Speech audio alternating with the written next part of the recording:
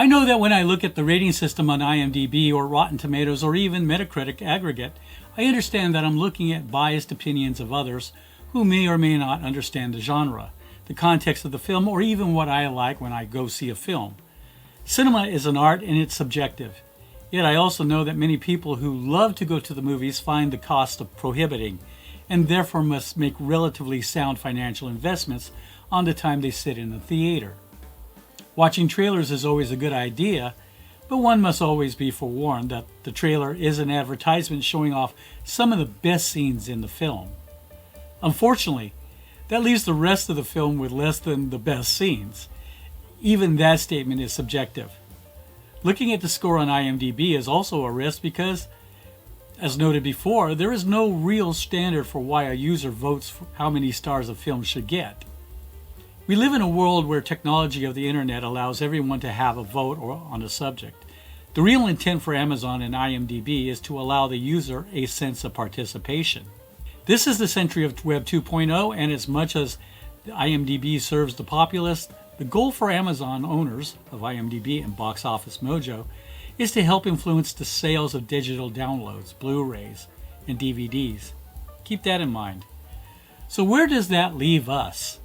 Do we turn to critical reviews from major newspapers or news outlets? Even then, it's still a crapshoot. Even if some individuals who become critics possess an education in film aesthetics, it doesn't guarantee that they comprehend what is entertaining. Also, genre films usually take a beating because these critics typically review for the average mainstream person. They don't really understand horror or many of the subgenres of science fiction. Like anything in this world that we invest our money in and have a passion about, one probably can use these rating systems as a gauge.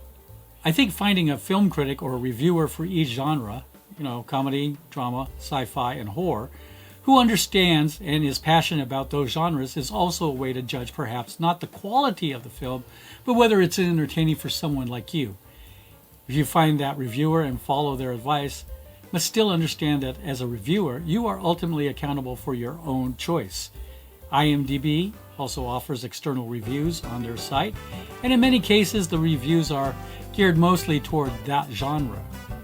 Overall, when it comes to any form of artistic expression, one cannot say that the book, film, or painting is good or bad. One can only say that they liked it or not. Talk to friends about the film. Look at the ratings from various sites. Look up the film reviews with the genre as the keyword, and get a feel for what people are saying. Ultimately, you decide to see a film, and if you like it, tell others.